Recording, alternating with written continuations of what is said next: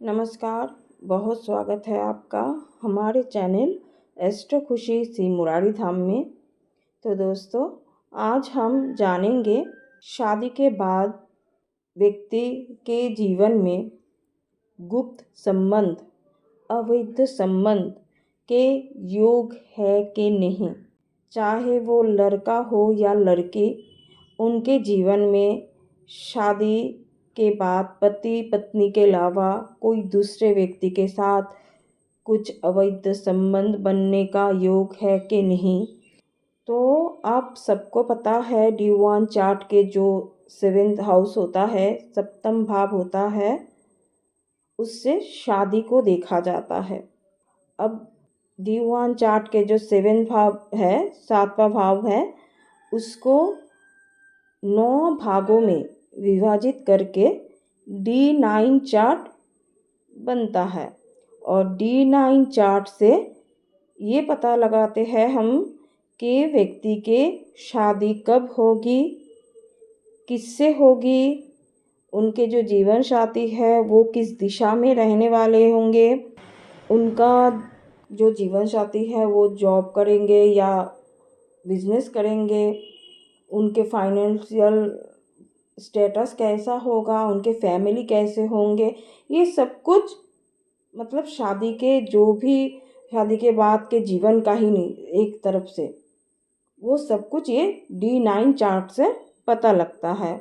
तो आज जो हम जानेंगे वो क्या है, गुप्त संबंधों के बारे में। शादी के बाद पति या पत्नी के एक्स्ट्रा मैरिटल अफेयर का योग है कि नहीं।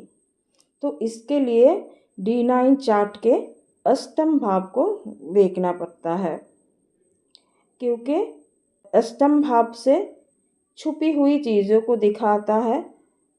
अष्टम भाव से सडनली कुछ हो जाना, इसको देखा जाता है, दुर्घटनाओं को देखा जाता है।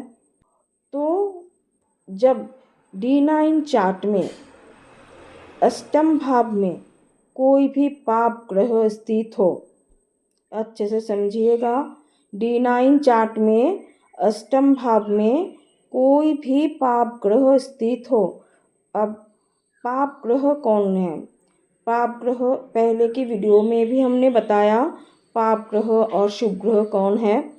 तो फिर से बताती हूँ, पाप ग्रह जो है सूर्य, मंगल, शनि, राहु और केतु, ये जो ग्रह है, अगर इनमें से कोई भी ग्रह D9 चार्ट में अष्टम भाव में स्थित हो तो जातक के जीवन में एक्स्ट्रा मैरिटल अफेयर का योग बनता है, गुप्त संबंधों का योग बनता है।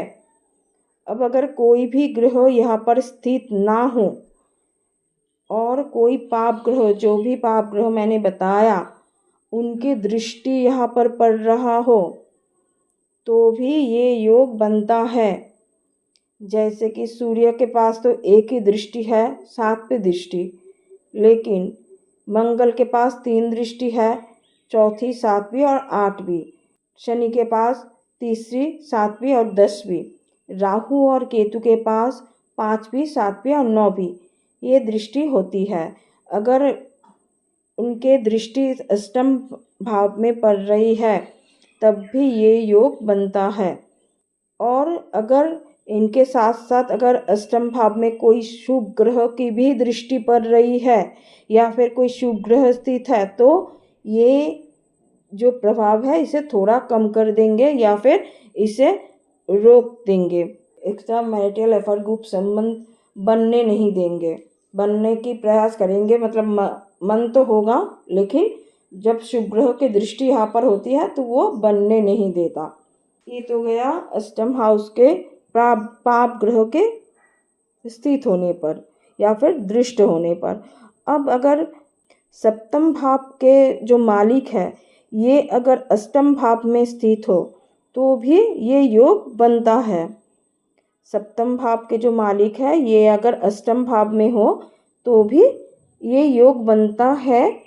और खासकर अगर जाति का कोई भी लड़की के कुंडली में सप्तम भाव के स्वामी अगर अष्टम भाव में स्थित हो, ध्यान से सुनिएगा, कोई भी जाति का लड़की उनके कुंडली में D9 चार्ट में 7th हाउस का लॉर्ड अगर अष्टम हाउस में बैठ जाए तो उस लड़की के चार्ट में विधवा योग बनता है।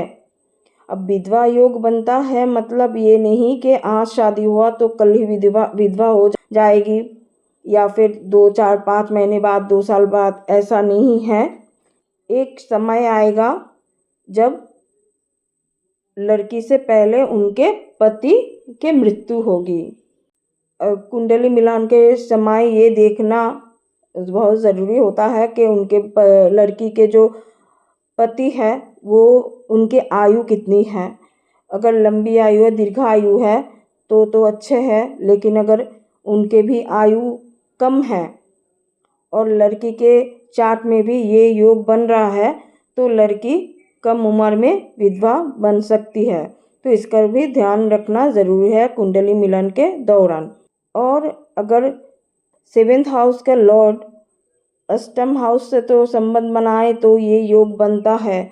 इसके अलावा 6, 8, 12 मतलब 7th हाउस का जो लॉर्ड है वो 6, 8, 12 किसी भी हाउस से संबंध बना ले तो ये योग बनता है, गुप्त संबंधों को दर्शाता है, शादी के बाद के जीवन में परेशानियां दिखाता है।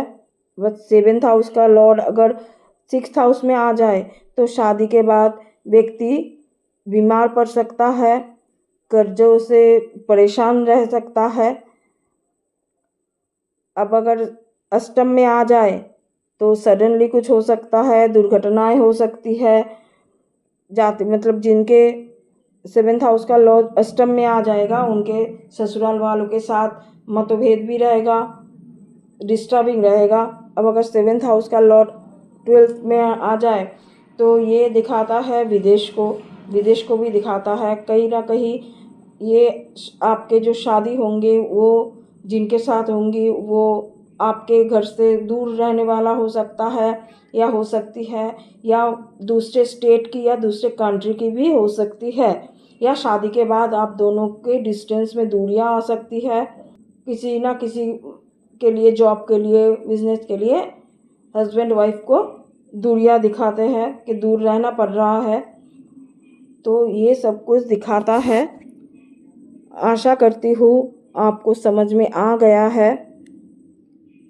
तो अगर वीडियो पसंद आया हो तो वीडियो को लाइक करें, कमेंट करें और चैनल को सब्सक्राइब करके बेल आइकन को भी प्रेस कर देना है ताकि हमारे नेक्स्ट वीडियो अपलोड होते ही तुरंत उसके नोटिफिकेशन आप तक पहुंच जाए। धन्यवाद।